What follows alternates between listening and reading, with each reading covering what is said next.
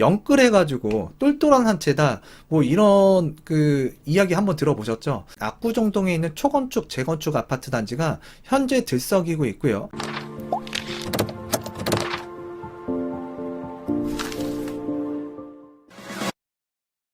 안녕하세요. 백업부동산 스토리의 민혜입니다. 자, 오늘은 여러분들과 이 강남 아파트, 그래서 이제 심상치 않은 재건축 단지를 한번 살펴보도록 하겠는데요.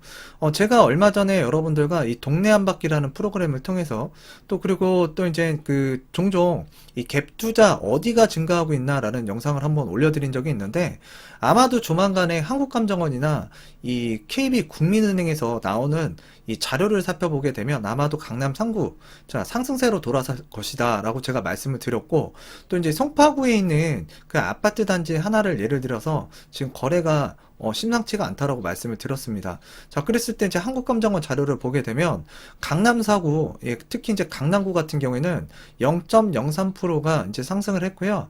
재건축 추진 기대감이 있는 압구정동, 그래서 압구정동 같은 경우 우리나라 최고 부촌이기도 하고 또 이제 가장 고가 재건축 아파트 단지들이 몰려있는 지역이라고 보시면 돼요. 그래서 굉장히 상징성이 있기 때문에 자, 이 움직임을 우리가 좀 살펴봐야 될 것 같고요.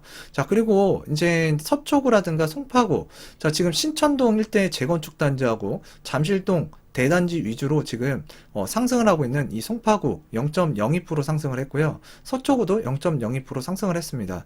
자, 강동구 같은 경우는 이제 신축 아파트가 많은데 이 고덕동 위주로 이제 상승을 하고 있고요. 0.01% 올라갔습니다.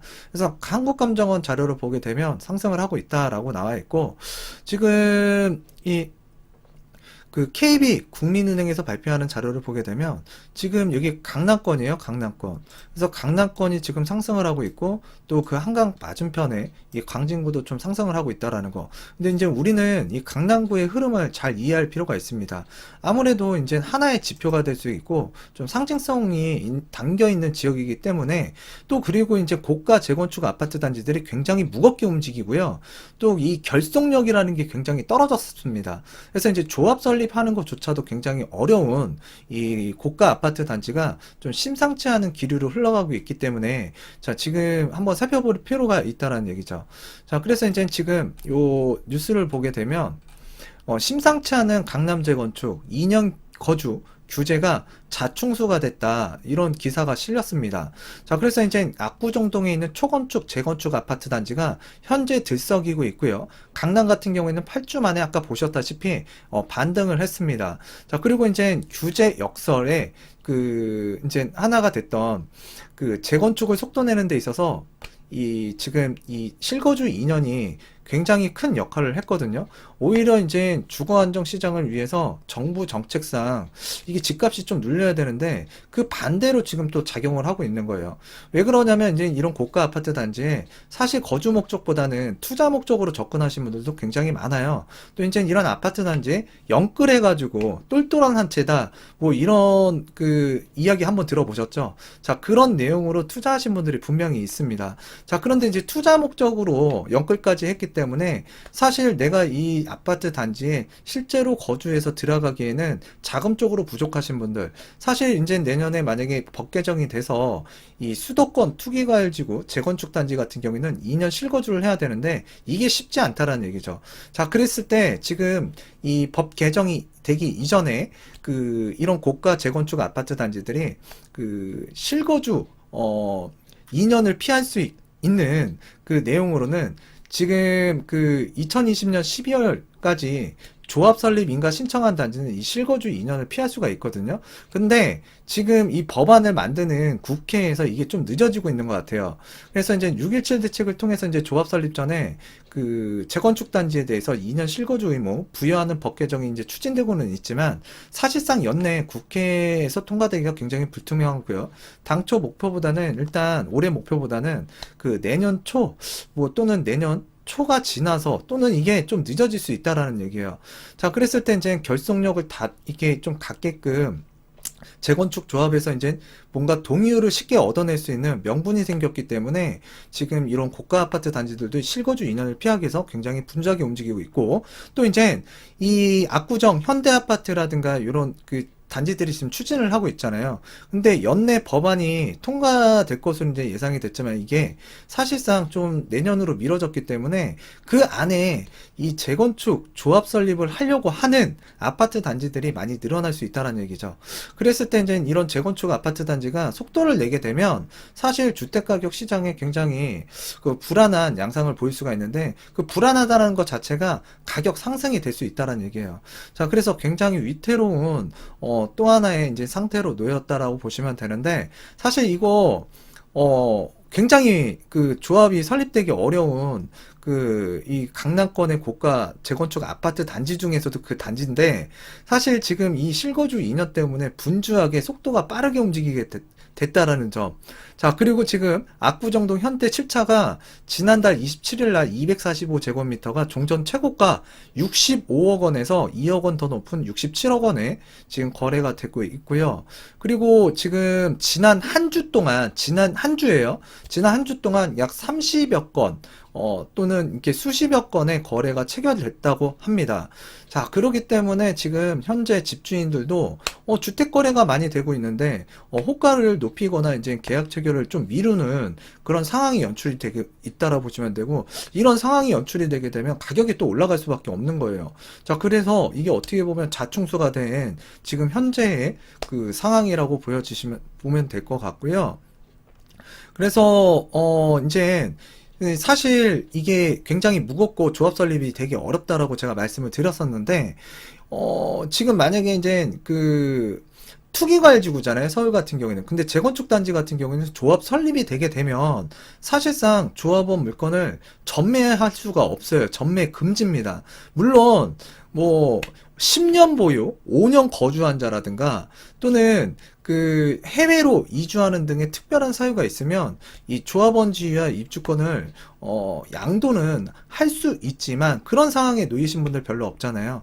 자, 그래서 요거에 지금 빠르게 실거주 인연을 피하기 위해서 굉장히 분주하게 움직이고 있는데 지금 어떻게 됐든 집값을 잡기 위해서 실거주 인연 이 요건을 넣었던 것이 지금 자충수가 된 지금 강남권의 재건축 시장이라고 보시면 되고 지금 가격이 어디까지 또 움직이는지 또 지켜봐야 되는 시점이 다가온 것 같아요.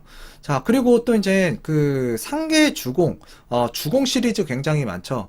그래서 이제 상계 주공에 좀 저가 물건을 노리고 이렇게 찾아다니시는 분들이 정말 많았던 2018년도, 19년도, 20년도였는데요. 지금 가격은 계속 지속적으로 상승을 했고요. 또 제 방송을 보시면서 또 저한테 물어보신 분들도 되게 많아요. 2018년, 19년도에. 그랬을 때 상계주공 같은 경우에는 좀 서민주택이고 또 이제 실거주 목적까지 더 있다면 굉장히 괜찮은 지역이다. 그래서 예전에 이제 서울시 생활계획권 2018년도에 살펴봤을 때 개발 내용들이 굉장히 내용이 괜찮기 때문에 사실 좀 추천을 많이 드렸던 주거 단지인데요. 이 단지들의 특성이 이제 아파트가 좀 오래됐잖아요. 자, 그랬을 때 이제 상계주공 1단지가 예비 안전진단 통과를 했습니다. 뭐 예비 안전진단 통과해서 뭐 이 재건축이 바로 될 수 있는 건 아니고요. 이제 앞으로 이제 정밀 안전진단을 통과를 해야 되는데 사실 정밀 안전진단이 굉장히 쉽지만은 않아요. 자, 그래서 이제 예비 안전진단 통과를 했고 또 이제 3단지하고 11단지, 16단지도 이제 신청에 들어가게 됩니다. 자, 지금 상계주공 시리즈 단지 중에서는 이 8단지가 이제 포레나라는 이름으로 포레나 노원이죠. 그래서 2020년 12월, 자, 요번 달이네요. 그래서 입주 예정이고요. 1062세대인데 지금 총 16개 단지 중에서 가장 빠른 8단지고요. 지금 현재 예비 안전진단을 이제 1단지는 통과를 했고, 또 이제 예비 안전진단 신청하거나 지금 추진하고 있는 단지가 굉장히 많기 때문에 사실 지금 뭐 강남에 있는 초고가 재건축 아파트와는 좀 다른 양상이긴 하지만 자, 이쪽 지역들도 굉장히 움직임이 좀 활발한 걸로 지금 파악이 되고 있습니다. 자, 그래서 이쪽 지역의 강북권에 주공, 최대 규모의 이제 주공 아파트 단지가 이제 몰려 있다라고 보여지는데 이것도 지금 이렇게 분주하게 움직이고 있는 이유가 있어요. 자, 분주하게 움직이는 이유가 뭐가 있을까? 바로 내년부터 강화되는 재건축 사업 기준 때문에 그렇습니다. 정부에서는 이제 6.17 대책을 통해서 재건축 안전진단 절차를 강화한다라고 했어요. 그래서 현재는 구청에서 하지만 그 안전진단 기관을 그러니까 구청에서도 이제 안전진단 기관을 선정할 수 있지만 이제 앞으로는 이 구청보다 좀 규모가 큰 도, 그래서 서울은 이제 서울시겠죠. 서울시에서 안전진단 기관 선정 및 관리 주체가 변경이 되기 때문에 지금보다 한 단계 더 까다로워진다라고 보시면 될 것 같아요. 그 까다로워지는 거를 좀 피하기 위해서 지금 이렇게 좀 서두르고 있다. 자, 그래서 이제 바뀐 규정은 다음 달 도시 및 주거환경정비법 개정 이후 내년 상반기부터 이제 시행될 예정이기 때문에 지금 이렇게 지금 분주하게 움직이고 있고, 또 이제 상계주공 5단지하고 8단지를 제외하고는요, 실거주 2년을 충족해야 될 전망이에요. 그래서 이 실거주 2년을 피하기 위해서 지금 속도를 내고 있는 강남권, 자, 그 다음에 강북의 이렇게 상계주공 시리즈 같은 경우에는 지금 분주하게 움직이는 이유가 이제 그 구에서 하는 게 아니라 이제 시로 넘어가기 때문에 까다로운 이 조건을 피하기 위해서 좀 빨리 지금 이렇게 돌리고 있다. 자, 그랬을 때 이제 이 해당 지역 이렇게 움직이고 있고요.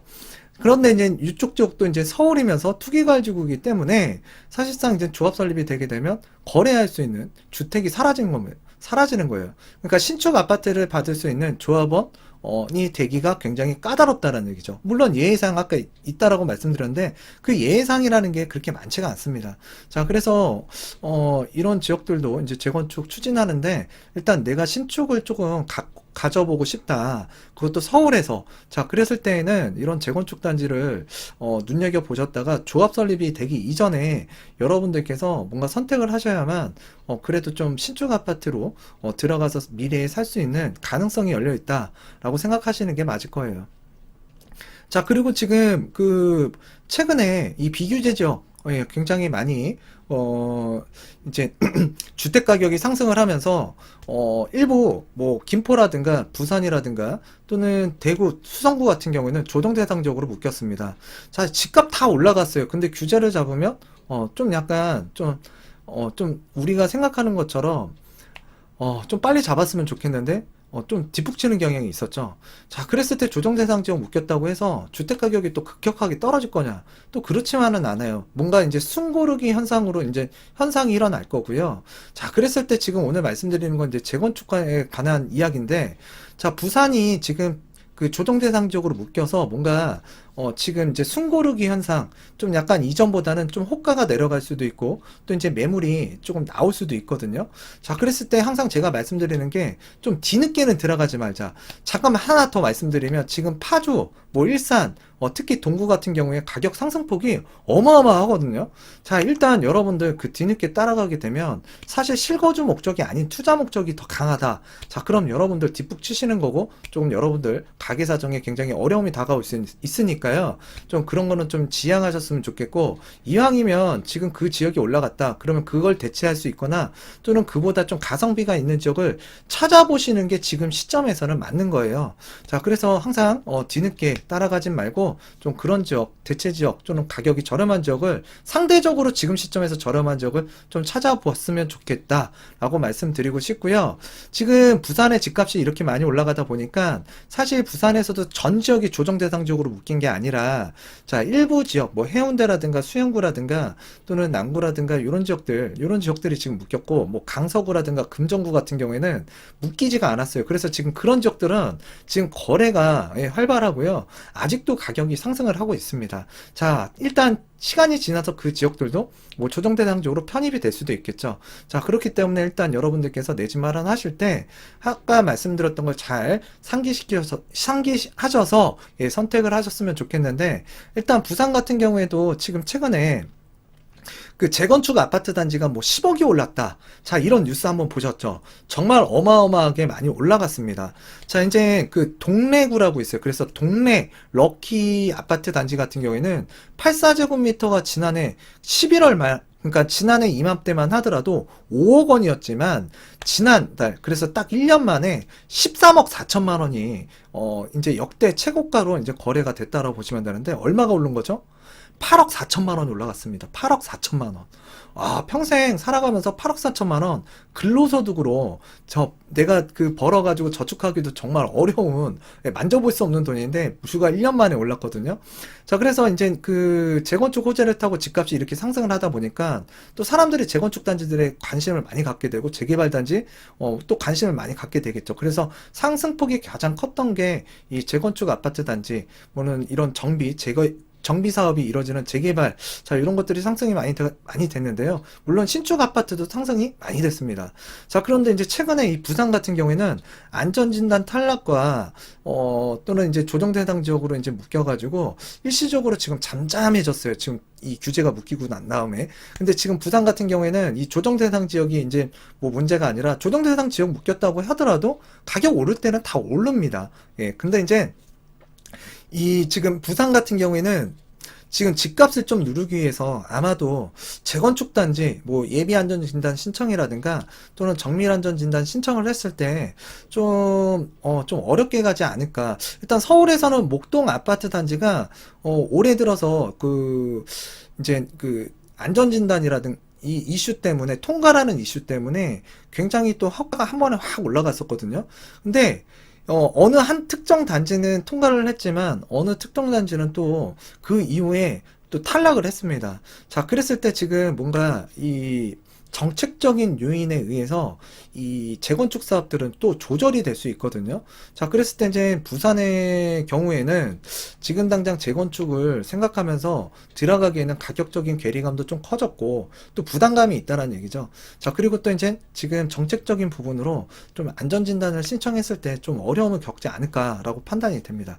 자, 그래서 지금 지역마다 이 재건축 상황이 정책적 영향에 의해서 웃고 있는 지역도 있고 또 울고 있는 지역도 발생하는 것 같습니다.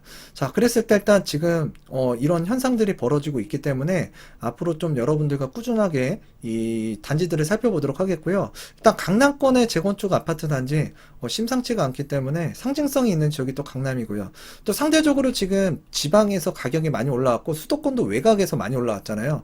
그래서 그 중심에 있는 아파트 단지나 또는 주택군들이 지금 꿈틀꿈틀대고 있고 또 상징성이 있는 지역에서 특히 더 핵심적인 물건들이 굉장히 무거웠던 물건들이 지금 움직임이 심상치 않기 때문에 이 내용 한번 다음번에도 살펴보는 시간 갖도록 할게요. 오늘은 이쯤에서 마치도록 하겠고요. 다음 시간에도 여러분들에게 도움이 될 수 있는 내용을 전달하는 100억 부동산 스토리의 민혜가 되도록 하겠습니다. 감사합니다.